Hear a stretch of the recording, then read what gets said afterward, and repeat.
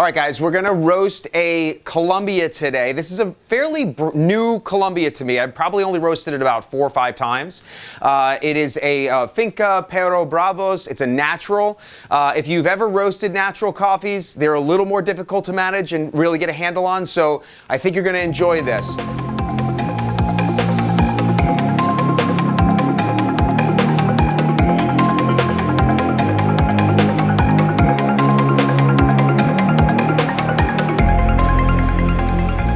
So let's jump into it. This is kind of my roasting profile, the last one that I did. This is going to be set as the background. I'm going to show you the last 3 roasts I did, and then I'm going to actually take you through the roast to show you how I lock in this profile. Okay, so I'm going to just jump over here. So today I started and I was trying to actually figure out, how do I create this profile? You could see I had some issues here. Now, if you're familiar with working with Artisan, what we're looking for is like a nice solid ROR where the rate of rise is slowly dropping. But when you have these upticks here, they can be problematic. You might have some flavor issues. It might be taste a little over roasted or just a little bit bland. So what we want to do is we want to really lock those in and get rid of it. So you see that this is roast 884. And then if I click down to 885, you can see how 884 is the background now for this one. And I have smoothed it out just a little bit, but I wasn't happy with it. And so I went for it one more time and took it to 486. And now you can see this was the background here was the previous 885. And then the roast here is much more smooth.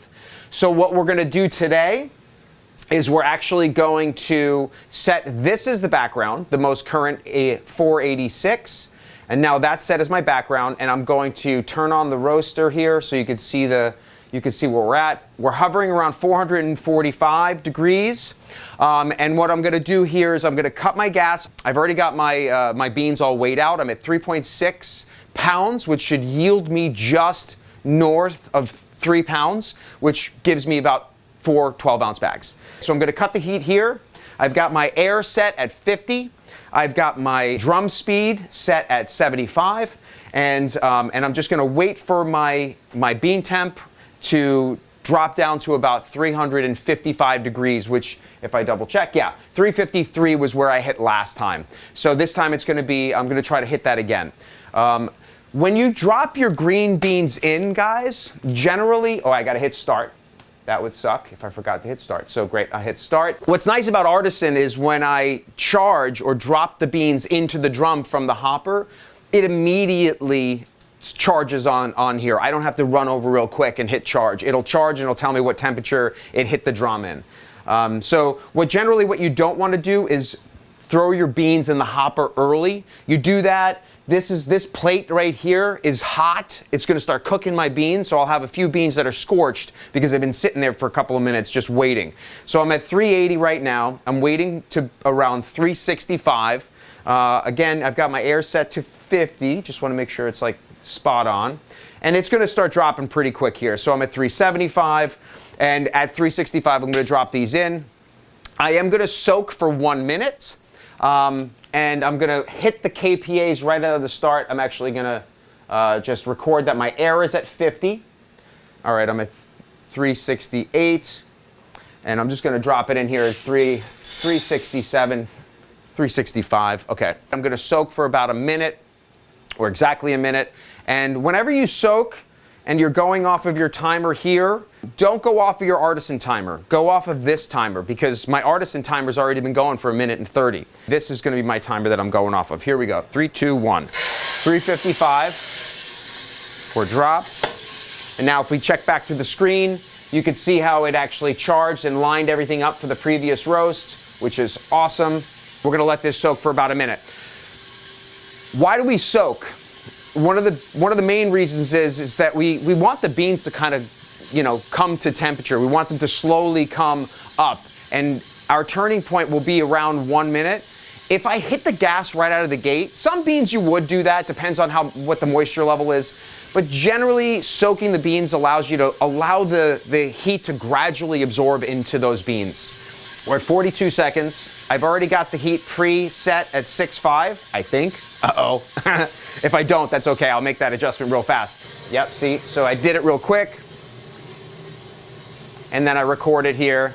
And basically, if we're looking at the screen, exactly a minute like before, and I can't see what the background was for that. While we were preparing to record this video, I did let this roaster kind of hover around 445 degrees roughly for probably like 20 minutes. Generally, I don't do that. Generally, what I'm doing is I'm roasting. My roast takes about 10 minutes, 10 to 11 minutes. And then I reset everything. I do like a little transition, and then I'm kicking it back in. So basically, I'm roasting once every 15 minutes. So I'm not necessarily, I'm bringing the temperature, sure, up to 440 degrees. I cut the heat, and then I let it drop back down just like I did, which is probably one of the reasons why it took a little bit longer for my roaster's, bean temp to drop to 355 for the charge. Okay, so let's check out, see what's happening over here on our graph. Everything seems to be lining up perfectly. My first adjustment, it's going to be just after 4 minutes, and I'm going to drop to 6 kPa from 6.5 kPa. If I actually, because we have a little bit of time, if I'm showing you the backgrounds here, I didn't make the adjustment to 6 until roughly like 4:30. But major changes I made were a little further down the line in this roast. So this is what's going to actually save us. If you notice here, I dropped it much quicker in order to alleviate that kind of bump that's happening right here. And this is all trial and error, guys. This is why roasting coffee is kind of fun. You kind of dick around until you get it right. And then once you do, you lock it in. You can make small, minor adjustments here and there, but every time you roast and you're doing a new roast or you're kind of developing something, try not to make too many changes. The more changes you make, and if it comes out really great, you won't know what did it. And if you try to or if it messes it up completely, you don't know what the problem was. So the best thing to do is just make minor adjustments here and there. I'm going to make this adjustment for down to 6 kPa from 6.5 just after 4 minutes. Now the one thing with I can't really tell exactly what time I changed it to 6, but I can kind of guesstimate it here. Okay guys, I'm gonna interrupt this roast really fast to talk about this roaster. This is a Yoshan roaster. I was lucky enough to get reached out to by Yoshan, by the manufacturers in China, after creating all these YouTube videos and these tutorial videos. I have a real passion, obviously, for roasting, and Yoshan offered me to offer to you guys a discount on any roaster that you guys are interested in purchasing from them. The only catch is that you have to actually reach out to me in order to get that discount. So my email is rob@ocdcoffeeclub.com, or you could just leave a comment and I'll you'll find that email in the comment section. But what's great about this roaster is that I was in the beginning looking to buy a Diedrich, looking to buy a Mill City roaster, all these other really high-end Probot roasters. I couldn't afford it. They started out at 2 kilo roasters, started out at like $12,000. And I was just doing this for fun. I don't have that kind of money to throw at my hobby. So I was actually able to find Yoshan at a fraction of the cost. I was able to get all of this, the roaster, the display table, delivery, the entire thing for less than $5,000. It was less than half of what it would cost to even get like a Mill City roaster delivered to my door. So if you guys are interested in getting one for yourself, reach out to me, let me know. I'm happy to make an introduction to the sales rep that I have a relationship with and get you guys roasting. All right, so we're going right here. And I always, as a general rule, there we go. Now we're at 6, record it. As a general rule, I make my adjustment first, and then I put it into my Artisan. I don't record it in Artisan and then make the adjustment. And that gives me, knowing that I do that every time, allows me to, that's my reminder that it's 300 degrees, and look out for dry end. That allows me to, by making the adjustments here first and then there, I gotta go to 5.5 next. I I just know that like when I do it, I'll time it better if I do it correctly. All right, so now we're at 5.5. Following a certain kind of protocol for yourself is going to always be helpful. So that's the main takeaway for that. I want you to take a look at the graph here. We're at 3:15. I should be about dry end. Yep, we're just about there at dry end. So I'm going to record dry end right there. Beautiful. And right at dry end was when I dropped it down to 4.5. So let's do that. Yep. Boom. Okay, so let's take a look at this graph here. Notice how this yellow line, this is actually my ROR for my air temp. Okay, so this blue line is the ROR for my bean temp. The little orangey yellow line, that's the ROR for my bean temp. For my air temp. This is a good indicator. Following this graph and paying attention to what's happening with this yellow line is a really good indicator of what's to come with the bean temp. Because more importantly, we want that bean temp to be smooth across the line, right straight down the line. I gotta make my adjustment to 4 here. Record it, boom, okay. So why do I pay attention to it? Because as you can see, as it starts to rise, I make an adjustment, it drops again. And as it starts to rise, I make an adjustment and it drops again. So why is that important? Because it's going to tell me that air temp is going to tell me what the bean temp is going to do pretty soon.